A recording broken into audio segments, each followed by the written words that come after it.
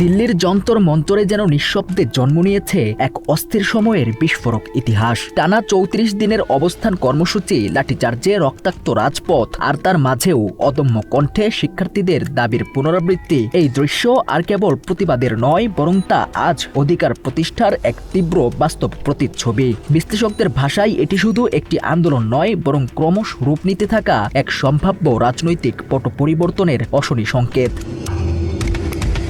তাদের দাবি, ককরোচ জনতা পার্টির আহ্বানে জড়ো হওয়া তরুণদের কণ্ঠে আজ উচ্চারিত হচ্ছে শিক্ষামন্ত্রীর পদত্যাগের দাবি, প্রশ্নপত্র ফাঁসের বিচারের প্রতিধ্বনি। কিন্তু সেই দাবি আর সীমাবদ্ধ নেই কোনো এক শহর বা প্রজন্মে। এটি ছড়িয়ে পড়েছে দেশ জুড়ে, মানুষের আবেগে, তাদের জমে থাকা ক্ষোভে, এক অদৃশ্য অগ্নিস্রোতের মতো, যা প্রতিনিয়তই বিস্তার লাভ করছে।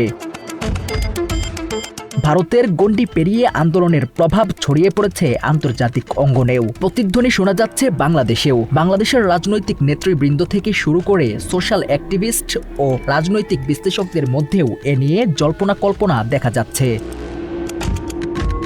সম্প্রতি ভারতের এই আন্দোলনের ছবি শেয়ার করে সামাজিক যোগাযোগ মাধ্যমে পোস্ট করেন সোশ্যাল মিডিয়া অ্যাক্টিভিস্ট ও রাজনৈতিক বিশ্লেষক পিনাকি ভট্টাচার্য।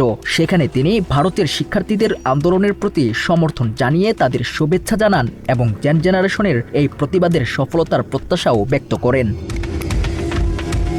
অপরদিকে জাতীয় নাগরিক পার্টির নেতা ও কুমিল্লা ৪ আসনের এমপি হাসনাত আবদুল্লাহকেও সামাজিক যোগাযোগ মাধ্যমে এক ভিডিওতে ভারতের শিক্ষার্থীদের শান্তিপূর্ণ আন্দোলনে পুলিশের লাঠিচার্জ নিয়ে তীব্র ক্ষোভ প্রকাশ করতে দেখা যায়। তিনি এই ঘটনাকে বাংলাদেশের ২৪ জুলাই গণঅভ্যুত্থানে শিক্ষার্থীদের উপর চালানো পুলিশি বর্বরতার সঙ্গে তুলনা করেন এবং এ ধরনের হামলার তীব্র নিন্দা জানান। ঠিক জুলাইয়ে যেভাবে হাসিনা সরকার পুলিশকে নির্দেশনা দিত গুলি করার জন্য, ঠিক একইভাবে দিল্লিতে শিক্ষার্থীদের আন্দোলনে পুলিশকে দিয়ে আবার গুলি করানো হচ্ছে।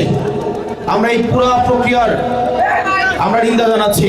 মাত্র ৩০% টাকায় জমির মালিক হয়ে নতুন বাংলাদেশের গড়ে তোলার স্বপ্ন দেখা বাংলা বসতি।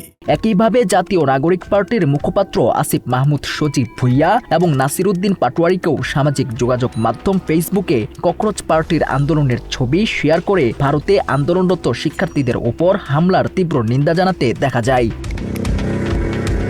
এদিকে ভারতের প্রধানমন্ত্রী নরেন্দ্র মোদী প্রশ্নফাঁস কাণ্ডে জড়িতদের দ্রুত শাস্তি নিশ্চিত করতে ফাস্ট ট্র্যাক কোর্ট গঠনের ঘোষণা দিয়েছেন। চলমান ছাত্র বিক্ষোভ ও ককরোচ জনতা পার্টির প্রেক্ষাপটে এটি তার প্রথম দৃশ্যমান প্রতিক্রিয়া। আন্দোলন শুরুর পর এই প্রথম তাকে সরাসরি এ বিষয়ে কথা বলতে দেখা গেল। আন্তর্জাতিক গণমাধ্যম, বিশেষ করে আল জাজিরা সহ বিশ্বের বিভিন্ন সংবাদ মাধ্যমে এ তথ্য গুরুত্বের সঙ্গে উঠে এসেছে।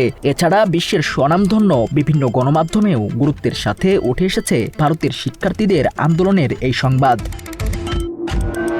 তবে নরেন্দ্র মোদীর এই ঘোষণাও আন্দোলনরত শিক্ষার্থীদের থামাতে পারেনি। তাদের দাবি স্পষ্ট, যতক্ষণ না ভারতের কেন্দ্রীয় শিক্ষামন্ত্রী ধর্মেন্দ্র প্রধান পদত্যাগ করছেন, ততক্ষণ পর্যন্ত আন্দোলন চলবে। সম্প্রতি সামাজিক যোগাযোগ মাধ্যমে ছড়িয়ে পড়া এক ভিডিওতে এমন বক্তব্য দিতে দেখা যায় ককরোচ জনতা পার্টির সভাপতি অভিজিৎ দীপকে।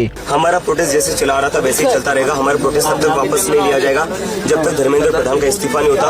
জুলাই গণ অভ্যুত্থানে এক পর্যায়ে বাংলাদেশেও শেখ হাসিনা ঘোষণা দিয়েছিলেন কোটা সংস্কার করার। এমনকি হাইকোর্ট থেকে কোটা ব্যবস্থার নতুন নির্দেশনাও জারি হয়। তবে ততদিনে শিক্ষার্থীদের দাবি পৌঁছায় ভিন্ন এক সমীকরণে। যেসব দাবিতে আন্দোলন চলমান রাখে শিক্ষার্থীরা, যারই ধারাবাহিকতাতে পতন হয় শেখ হাসিনার। ভারতেও যেন একইভাবে মোদির ঘোষণার পরও আন্দোলন চালিয়ে যাওয়ার ঘোষণা দিলেন শিক্ষার্থীরা। সব মিলিয়ে পরিস্থিতি এখন আর কেবল একটি আন্দোলনের সীমায় আবদ্ধ নেই। এটি ধীরে ধীরে রূপ নিচ্ছে বৃহত্তর সামাজিক ও রাজনৈতিক পরিবর্তনের পূর্বাভাসে। শিক্ষার্থীদের কণ্ঠস্বর, সাধারণ মানুষের সমর্থন, রাজনৈতিক প্রতিক্রিয়া এবং আন্তর্জাতিক অঙ্গনের দৃষ্টি, সবকিছু মিলিয়ে তৈরি হয়েছে এক জটিল কিন্তু তাৎপর্যপূর্ণ বাস্তবতা। বিশ্লেষকরা বলছে, এই সন্ধিক্ষণে দাঁড়িয়ে স্পষ্ট হয়ে উঠছে একটি বিষয়, দমন নয়, সংলাপই হতে পারে একমাত্র কার্যকর পথ। অন্যথায় এই আন্দোলনের ঢেউ কোথায় গিয়ে থামবে তা হয়তো এখনই নির্ধারণ করা সম্ভব নয়। রাকিব ইদ্রিস, বাংলা এডিশন।